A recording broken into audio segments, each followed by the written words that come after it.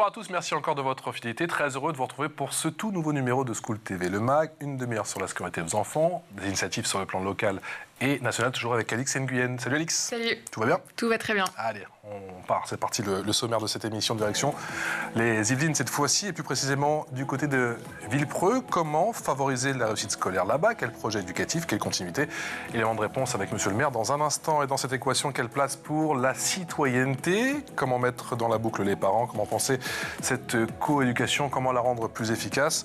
On aura le débat dans un instant. Et puis Alix, tu nous parles du Festigeux, un festival pour les enfants. Le Festigeux de Villepreux, début du mois de février, ça se précise. On en parle dans un instant. Bonjour Jean-Baptiste Amonique. Bonjour, maire de Villepreux, meilleurs vœux, on peut encore le dire effectivement, c'est encore la fin du mois de janvier. Très heureux de vous retrouver, maire de Villepreux, vice-présidente de 50 ans d'Yvelines, déléguée au transport et aux mobilités durables. Agnès Pannier-Runacher, l'ancienne ministre de la Transition écologique, vous avez d'ailleurs confié une mission. Je sais que l'écologie, ça vous tient à cœur.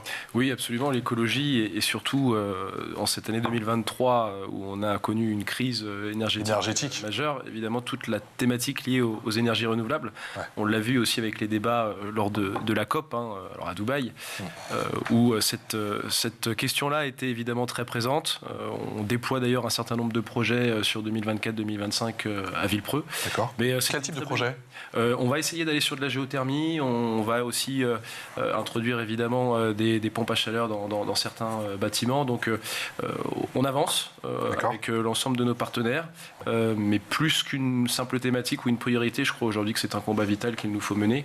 Et d'ailleurs, c'est pas pour rien que 76% des maires aujourd'hui considèrent que la transition énergétique est une priorité de leur mandat. Un combat que vous menez du coup avec l'agglomération de 50 ans en Yvelines pour trouver des budgets, des solutions, parce que tout ça, j'imagine que c'est coûteux, mais ce sont aussi des investissements nécessaires. Oui, absolument. Ça fait partie de ces investissements qui permettent de rendre un territoire plus résilient, notamment sur un avenir proche. Donc on y travaille avec l'agglomération, mais pas uniquement. Je pense aussi à la région et au département qui nous accompagnent. Et puis à Villepreux, on a eu l'occasion de bénéficier du fameux fonds vert de l'État l'an passé, qui va nous permettre de porter un beau projet de réhabilitation des écoles, justement, pour à peu près 3 millions d'euros, puisque derrière la réhabilitation des bâtiments, c'est aussi le service public de l'éducation, et puis c'est apporter des conditions d'accueil qui seraient meilleures, évidemment, pour à la fois les enfants, mais aussi le personnel enseignant, sans oublier le personnel municipal, je pense aux ATSEM, service de la restauration.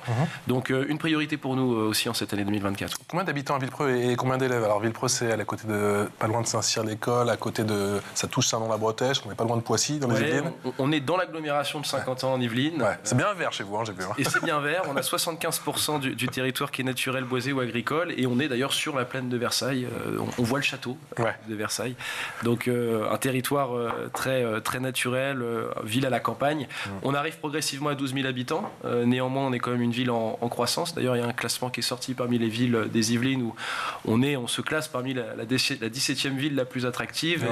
C'est le sentiment qui fait bon vivre chez vous. Voilà, la 6e en termes de progression aussi de la population. Et pour répondre à votre question, aujourd'hui on a à peu près 1400 élèves répartis 900 élémentaires, 500 sur la maternelle, sans compter les collégiens et les lycéens, puisqu'on a la chance d'avoir un collège et un lycée à Villepreux. C'est pas commun ça? C'est pas commun, surtout pour une commune de à peu près 12 000 habitants. On a la chance, et j'en suis un peu un prototype, de pouvoir faire toute sa scolarité à Villepreux, du berceau, de la crèche, jusqu'au lycée, en passant par maternelle, élémentaire et collège. Et je tiens à signaler, et d'ailleurs les féliciter, puisque l'année dernière, le lycée de Villepreux, le lycée Sonia Delaunay, a été élu meilleur lycée public du département des Yvelines. Et vous m'apprenez. Félicitations à vous. Quand on parle d'éducation, quelle est votre approche? Quels sont les maîtres mots? Pour moi, et c'est marrant parce que ça rentre un petit peu en résonance avec ce qui a pu être dit hier lors de la conférence de presse du président de la République à l'Élysée, je crois qu'il y a 3 axes majeurs. Ce que eux ont appelé au niveau de l'État le choc des savoirs, mais je le partage, c'est-à-dire les fondamentaux, le fameux savoir lire, écrire et compter. Qu'il faut renforcer. Qu'il faut renforcer, et on l'a vu notamment avec les récents classements et notamment les chiffres sur le PISA. Il y a une marge de progression majeure, on pourrait même dire que sur certains pans, c'est très inquiétant. Ça, pour moi, c'est le volet incontournable où il faut vraiment mettre le paquet. Ensuite, et je vous remercie parce que j'ai compris que nous allions en parler aujourd'hui, c'est finalement tout ce qui va toucher à ce l'instruction civique, la citoyenneté. Je crois qu'on ne peut pas mener de front le combat de l'éducation sans avoir en même temps le choc des savoirs et évidemment la citoyenneté et l'instruction civique. Et l'autre volet évidemment qui est indispensable, c'est toujours d'être aux côtés des enseignants. Il y a encore là un chemin à parcourir sur la valorisation de nos enseignants, sur l'amélioration des conditions d'exercice aussi de leur métier. Et je ne voudrais pas qu'on tombe dans le travers aussi de vouloir tout mettre à l'école, parce que la question du volume horaire est évidemment important, à la fois pour la charge de travail des enseignants, mais aussi pour nos enfants. On fait partie de ces pays où les élèves, il faut quand même le rappeler, ont beaucoup d'heures de cours par jour, ce qui ne libère pas forcément de temps pour d'autres activités, et ça peut ensuite entraîner des enfants qui terminent les journées assez fatigués. Donc, Et d'ailleurs, vous proposez une plateforme de soutien scolaire. Absolument. Alors, comment elle fonctionne? Alors, la plateforme de soutien scolaire fait partie de ce package du numérique, puisque le numérique à Villepreux, en soutien d'ailleurs, enfin avec le soutien de l'agglomération de Saint-Quentin en Yvelines qui participe au financement, un chiffre comme ça que je vous donne, on est à plus de 60 000 € d'investissement sur le numérique à Villepreux. Ce sont aussi des outils. Donc il y a cette plateforme scolaire qui permet aux enfants de Villepreux de pouvoir bénéficier d'un certain nombre de ressources, également aux enseignants, qui fonctionne, qui est assez récente et qui commence en tout cas à trouver son rythme de croisière. Le site de la mairie? Elle est en tout cas, oui, on peut y accéder via le site de la mairie. Elle est hébergée sur nos espaces. Et puis à venir un environnement numérique de travail aussi sur toute cette thématique éducative qui devrait voir le jour si on arrive à la concrétiser dans l'année à venir. Et c'est accessible pour tous les enfants, quels que soient les revenus des parents? Oui, absolument. C'est une plateforme de soutien. C'est un service public donc qui est accessible à tous. Après, voici l'outil numérique. Ça passe par quoi? En plus des dotations, j'ai lu qu'il y avait un pack robotique et une solution de soutien scolaire. Absolument. Alors, moi, je fais partie de ceux qui pensent que le numérique est un atout formidable. Mais néanmoins, il convient quand même de le réguler et de l'apprivoiser. C'est d'ailleurs un des objectifs qui figure dans notre plan éducatif territorial. C'est de dire que le numérique, c'est à la fois le meilleur, mais ça peut aussi être le pire lorsque les usages en sont détournés ou lorsque les enfants et les enseignants aussi parfois ne sont pas forcément bien rodés à l'exercice. Donc, on a une politique très volontariste d'équipement. La politique volontariste d'équipement, c'est, vous l'avez dit, un pack robotique, c'est l'installation et on l'a fait dans toutes les salles de tableaux numériques interactifs. On a des classes mobiles avec des tablettes. On équipe tous les enseignants de la commune, il faut le savoir, aussi d'un PC portable. Donc voilà, on est vraiment dans cette promotion des outils numériques comme outils d'accompagnement aux apprentissages au quotidien, tout en étant vigilant, puisqu'on le sait bien, ça ne peut pas C'est une plus-value, c'est complémentaire si c'est bien utilisé. Exactement. En tout cas, c'est comme ça. Parce que je sens qu'il y en a qui en reviennent un petit peu et malheureusement, c'est aussi l'utilisation qu'on en fait. J'évoquais l'actualité récente et notamment les annonces du président de la République. Je crois qu'il a raison aussi de dire pour le coup que on n'a jamais eu finalement un véritable bilan des outils numériques et du numérique à l'école. Il y a plusieurs thèses, il y a plusieurs doctrines qui s'affrontent. Moi, j'y suis plutôt favorable, mais encadré, parce qu'il y a aussi la question du harcèlement en ligne qui est primordiale et on a des actions là-dessus.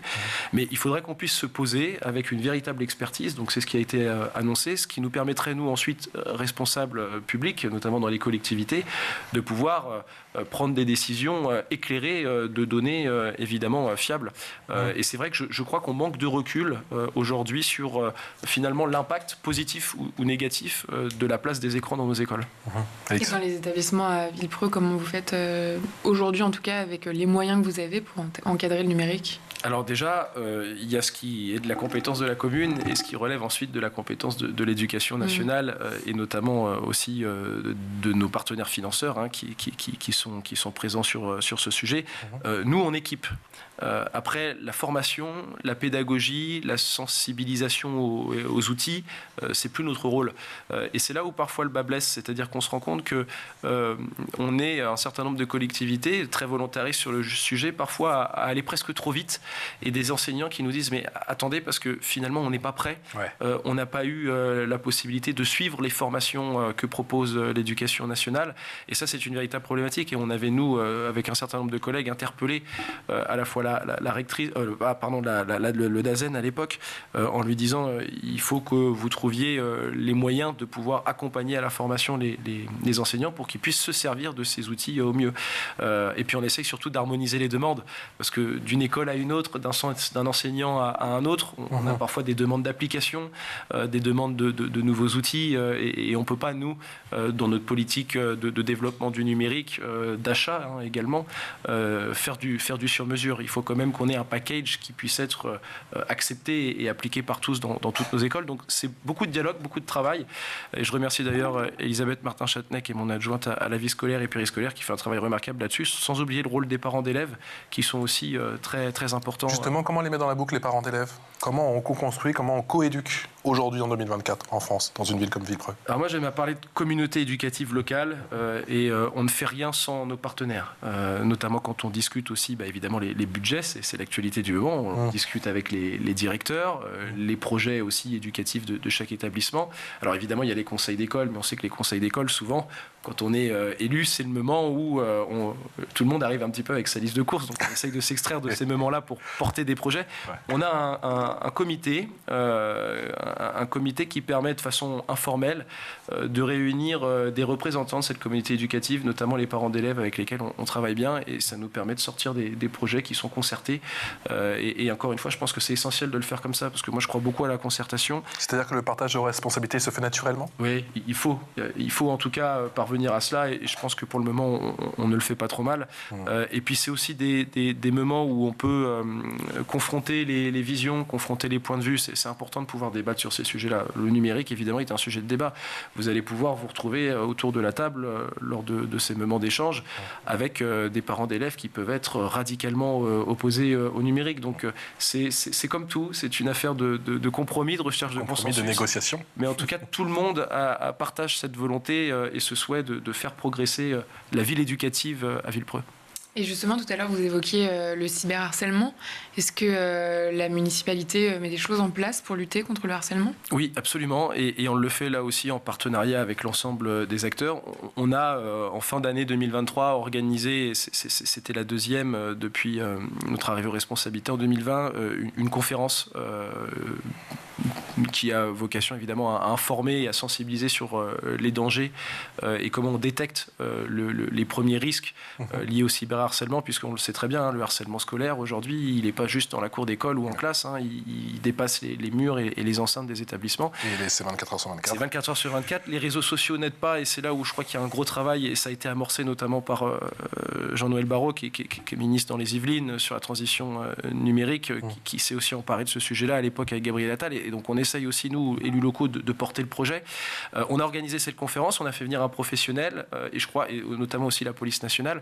C'est important que les parents, mais aussi nos agents, je pense à nos animateurs, je pense à nos ADSEM, même si là, c'est un peu jeune à cet âge-là, mais que l'ensemble des acteurs qui, à un moment donné, ont affaire à une partie du quotidien des enfants, à une partie de leur vie, puissent être sensibilisés. C'est comment on arrive à détecter les premiers dangers et comment on agit en conséquence. Donc il y a ce type de rencontres que nous mettons en place, et régulièrement on a des campagnes de communication, d'information qui se font aussi en lien avec le collège, qui est très moteur sur la question.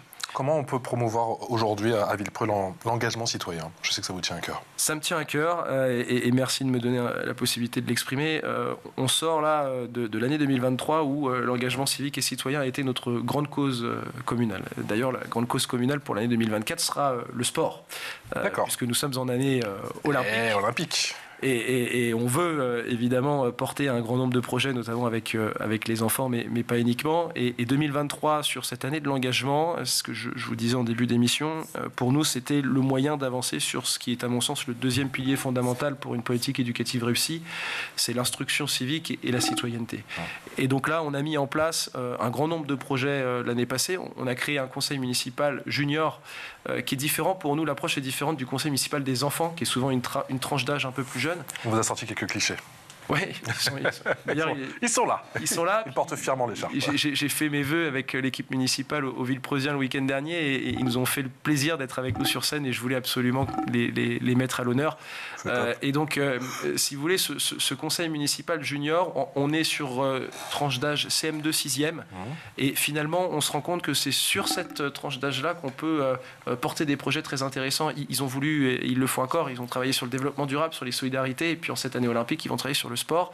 Ils ont eu l'occasion de visiter l'Assemblée nationale. Donc, on a cette instance qui permet aussi de sensibiliser au fonctionnement de nos institutions. Qui ont émergé ? Ils sont en train d'émerger. Ils ont, en tout cas, sur les cérémonies et les commémorations, là aussi, ils ont fait la promotion d'un certain nombre de choses et c'était vraiment très chouette. Et moi, je vois aussi la transmission qui se fait. Je me fais toujours la réflexion quand on fait des commémorations. À chaque commémoration, j'ai de moins en moins d'anciens combattants. Et donc, on a quand même aussi la responsabilité de la transmission de l'histoire et de ce qui s'est passé, notamment sur les grandes guerres, puisqu'ils ne l'ont pas connu, je ne l'ai pas connu, mais demain, je pense qu'on va assister à une autre forme pour commémorer. Peut-être que ce sera par le témoignage d'enfants. Donc, ces moments sont aussi importants. Et juste pour citer 2 autres exemples, on a mis en place le passeport du civisme. Alors, j'allais vous poser la question, oui. Ça consiste en quoi ? Alors, l'association, déjà, c'est une association, le passeport du civisme, qui a été fondée par un maire, et donc on l'a rencontré, on a été très sensible à sa démarche. Le passeport du civisme, c'est comment, au travers d'un certain nombre de thématiques, on arrive à promouvoir au sein de l'école, notamment pour les CM2, ça touche les CM2 à Villepreux, les valeurs liées à la citoyenneté et comment finalement on explique à un jeune dès cet âge qu'il va rentrer dans une vie où il va avoir des droits et des devoirs. Et donc le passeport du civisme à Villepreux, c'est à la fois évidemment la promotion des valeurs de la République et l'incitation à connaître notre histoire, à appréhender aussi ce qui constitue le fonctionnement de nos institutions, c'est le vivre ensemble, comment on vit avec les autres. Il y a un volet sur les solidarités, il y a un volet, je le disais, sur la mémoire, il y a un volet sur le sport, il y a un volet sur le développement durable. Très important à Villepreux, vous l'avez dit, on est une ville très naturelle, on porte un grand nombre de projets de sensibilisation à l'écologie, à l'environnement et on sent que sur cette tranche d'âge... 2 piliers, effectivement, le bien-être, le savoir-être, et puis bien sûr la transition écologique. Et la transition écologique, et là les enfants, en tout cas cette génération, on les sent éminemment réceptifs et donc on travaille avec eux. Donc le passeport du civisme est évidemment un très bel outil qu'on a mis en place et qui va vivre tout au long de l'année 2024. Et vous avez aussi des projets intergénérationnels ? Oui, qui touche à la fois les plus jeunes, on va dire âge élémentaire, mais aussi collégiens et lycéens. Et on a fait un certain nombre d'actions en 2023 avec des lotos intergénérationnels. Il y a eu des moments aussi de partage qui ont été importants pour nos seniors dans cette sortie de Covid aussi, où on s'est retrouvé avec pas mal de seniors assez isolés qui étaient en recherche de lien social. Donc là, ce sont des lycéens aussi qui sont venus, il y a des correspondances. Quand on a le thé dansant ou des moments festifs comme cela, les lycéens du lycée Sonia Delaunay viennent, participent. Donc oui, une véritable... Il y a de l'intergénérationnel qui s'installe sur Villepreux. Monsieur le maire, vous avez dit que vous avez la chance, effectivement, sur votre commune, sur votre ville, d'avoir école, collège et lycée. C'est vrai que ce n'est pas forcément commun pour une commune de votre taille. Comment on crée du lien, comment on favorise les passerelles entre l'école, le collège et le lycée ? C'est aussi votre rôle ? Oui, je pense que c'est notre rôle d'être à la fois facilitateur en tant que collectivité des projets portés par les différents établissements et finalement d'être un petit peu animateur. Si on veut une politique éducative concertée et cohérente, sans évidemment empiéter sur les compétences des uns et des autres, c'est toujours ce qu'on se dit, c'est que nous n'avons pas vocation à être l'éducation nationale et nous n'avons pas vocation à expliquer aux chefs d'établissement, collèges et lycées ce qu'ils doivent porter dans leur établissement. Donc on a des temps avec la communauté éducative, comme je le disais. On a un véritable partenariat qui nous permet, nous, d'être présents aux événements du collège, du lycée et eux d'être présents aux événements de la mairie. Il y a un très beau projet qui marche très bien sur Villepreux, qui a été initié par l'État, qui est le service national universel. Il s'avère que le lycée Sonia Delaunay a tout de suite été moteur et porteur. Moi, j'y crois beaucoup. C'est plus d'une centaine de jeunes aujourd'hui sur Villepreux qui sont passés par le SNU. Pour ceux qui sont sceptiques, vous leur dites, venez voir comment ça se passe à Villepreux ? Alors, je leur dis, venez à Villepreux et venez échanger avec les gamins qui l'ont fait. D'accord. Parce que je vais vous dire, au début, moi, j'avais un a priori positif, mais j'attendais de voir. Et finalement, ce que j'ai fait, c'est que j'ai invité l'ensemble des jeunes inscrits au SNU à une journée de la jeunesse, une matinée de la jeunesse et de l'engagement, où d'ailleurs, on accueille les jeunes qui vont s'inscrire pour la première fois pour les listes électorales. On est en année européenne, c'est important aussi de sensibiliser à l'Europe. Bon, on parle de toutes ces choses-là. Et j'ai pris le temps, après mon petit discours, d'échanger avec eux, et ils étaient unanimes. Ils m'ont tous dit, c'est la plus belle expérience que nous avons vécue de notre vie, et il en restera forcément quelque chose. Madame la ministre Prescatevno qui va être contente, c'est ça. Quel levier pour développer aujourd'hui le savoir-faire et le savoir-être ? Le savoir-faire et le savoir-être, alors tout en évidemment restant dans ce qui est nous le champ de nos compétences, puisque et on s'aperçoit que c'est pas toujours bien compris de la part de la population qui pense parfois que la mairie, parce qu'elle a la gestion des écoles, influe ou impulse aussi sur les savoirs, alors que finalement ça c'est évidemment les programmes et c'est l'éducation nationale. C'est tout ce qu'on peut mettre autour et notamment je pense au temps périscolaire. Faut pas les oublier.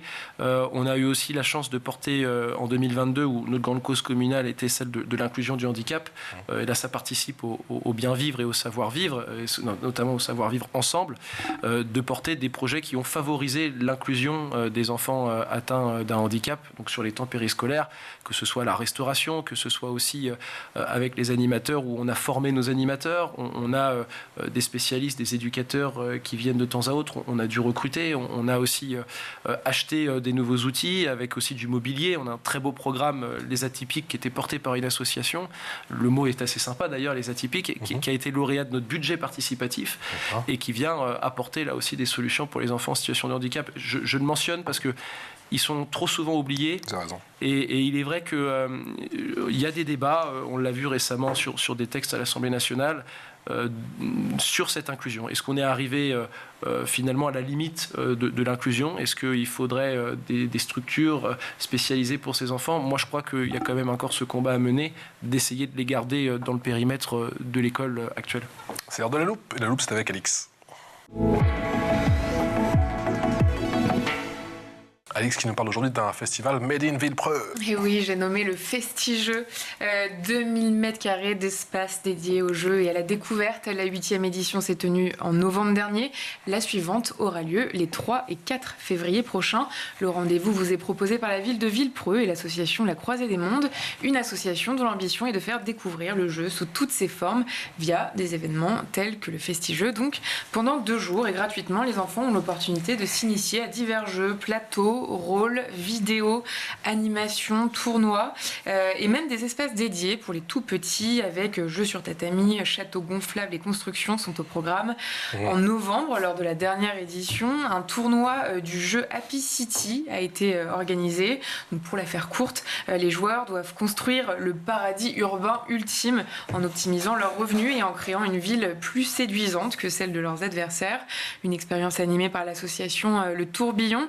Et pour la prochaine édition, attention, la nouveauté, c'est la présence de la French Domino Team et plus particulièrement du champion de France de chute de domino au cours des 2 journées. Ces passionnés de petits rectangles. Il va prendre de la place, celui-là. Les spectateurs à cet art beaucoup plus sérieux qu'on ne le pense, qui requiert technicité et précision.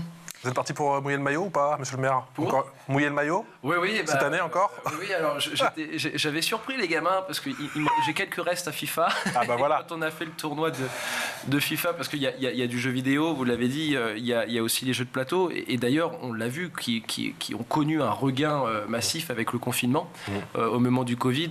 Et donc, c'est toujours des moments fédérateurs et rassembleurs autour du jeu. On fait des milliers d'entrées. Il n'y a pas que des Villepreuxiens qui viennent. D'accord. Ouais, c'est propre à la ville de Villepreux. Qu'est-ce qui a inspiré le projet ? Le Festigeux, c'est un de mes élus, Olivier Cauchy, notamment, qui est à l'événementiel et au loisir, qui va donc renouveler l'expérience pour cette 9e édition. Il était élu sous les équipes précédentes et c'était un événement majeur que j'ai souhaité évidemment que nous gardions et surtout que nous amplifions. Donc là, on est sur 2 journées, en soirée, en nocturne aussi. Donc je vais essayer de participer un petit peu à ça et puis ça va me faire le plus grand bien parce que je concède que depuis un certain nombre d'années, j'ai plus beaucoup de temps pour jouer. Mais en tout cas, vous prenez moins le temps. On prend moins le temps, c'est ça. Mais en tout cas, c'est très chouette, c'est un magnifique événement. Et il y a vraiment pour tous les âges. Évidemment, c'est plutôt ciblé pour les enfants, mais tout le monde y trouve son compte. Donc je ne peux que encourager à la fois les Villepreusiens, mais toutes celles et ceux qui passeraient par là d'y participer. Et plus globalement, qu'est-ce que la ville fait pour encourager les jeunes à participer aux activités artistiques et culturelles ? Alors, il y a un partenariat évidemment qui est très solide avec la centaine d'associations de la ville de Villepreux. Ça, c'est une véritable richesse sur la commune. On a plus d'une centaine d'associations pour une commune d'un peu plus de 10 000 habitants, et actives, associations actives évidemment, à la fois solidaires, culturelles et sportives. Et donc évidemment, on monte des projets avec les associations, on les accompagne, on les subventionne. Donc ça, c'est un premier levier. On a créé un pass jeune qui permet à l'ensemble des jeunes justement de pouvoir accéder à un certain nombre d'activités, d'adhésion, d'inscription avec une prise en charge qui est évidemment fondée sur les revenus des parents. On a créé le pass engagement jeunesse, où là on accompagne aussi la jeunesse dans divers projets, que ce soit l'aide au permis, que ce soit l'aide pour le BAFA. On a quand même un paquet de jeunes qui souhaitent passer le BAFA pour ensuite encadrer des plus jeunes. Alors généralement on leur demande de venir ensuite un petit peu sur Villepreux pour exercer, ce qui est normal, tant qu'à faire. Et puis quelque chose qui est en plein essor, et ça participe aussi à la citoyenneté, je crois, c'est les premiers secours. On finance aussi les formations au PSC1, et puis de beaux projets humanitaires. Ça, on a l'occasion régulièrement au conseil municipal de voter des subventions pour des jeunes Villepreusiens qui partent à l'aventure pour la bonne cause. On a encore adopté une délibération qui permet de financer 2 jeunes Villepreusiennes qui, avec leur véhicule, vont aller faire le 4L Trophy au Maroc, dans le désert, au profit d'une belle association. Donc je crois que il ne faut pas imposer, quand on est collectivité, ce que doit être un programme pour la jeunesse. Il faut le co-construire. Pour les guider, co-construire, accompagner. Exactement, et le comité de la jeunesse aussi est là pour ça. Donc c'est du travail en concertation, encore une fois, et puis surtout essayer d'accompagner les jeunes dans les projets qui sont les leurs, et pas leur dire voilà ce qu'on vous propose, c'est à prendre ou à laisser. La culture et le sport, j'ai bien compris, qui participe à l'ouverture des Villepreusiens et des Villepreusiennes justement sur l'ouverture du monde. Quel va être l'impact des Jeux Olympiques pour une ville comme Villepreux? J'espère positif, et je le crois, on le disait en introduction, Villepreux est sur Saint-Quentin-en-Yvelines, et Saint-Quentin-en-Yvelines va avoir cette chance d'accueillir 5 épreuves olympiques de mémoire sur 4 sites, notamment le vélo. C'est pas le vice-président aux mobilités durables et notamment à la politique cyclable qui va vous dire qu'il n'est pas... Je ne savais pas si vous n'aimez pas le golf ou le vélo, mais c'était le vélo. Okay. Moi, c'est plutôt le vélo. Même si on a d'ailleurs eu l'occasion d'envoyer une classe au golf national. Donc, il va y avoir le golf, le vélo, qui va d'ailleurs passer à Villepreux. On a chaque année le Tour de France à Villepreux. Donc, les Villepreusiens sont habitués.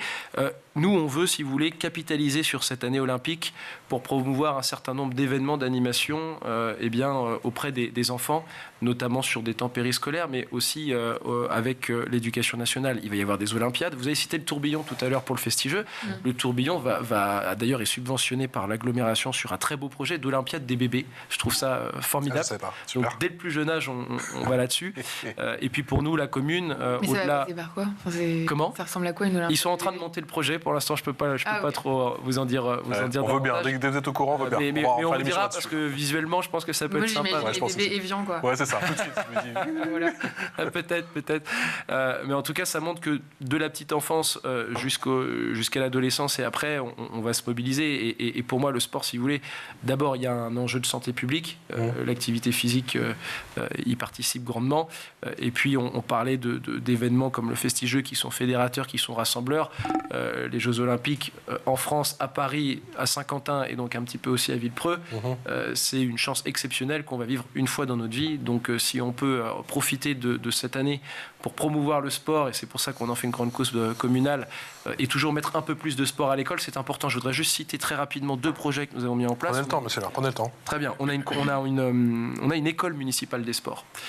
Et cette école municipale des sports permet de proposer justement des temps sportifs aux enfants, et notamment pendant les vacances avec des stages sportifs. Donc ça, on veut le poursuivre sur l'année 2024, essayer de l'amplifier.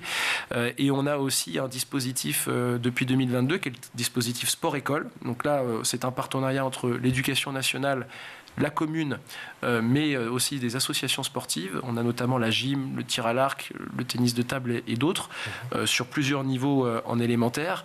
Et donc là, on a des enfants qui, sur du temps scolaire, vont pouvoir, avec des associations, être dans l'apprentissage d'une nouvelle activité sportive.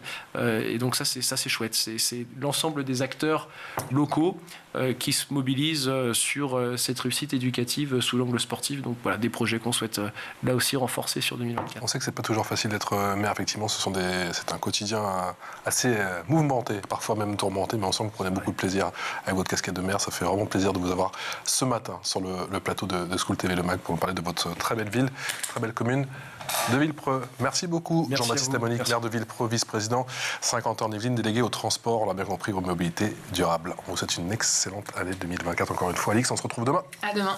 À demain pour un nouveau numéro de School TV Le Mag. Ciao.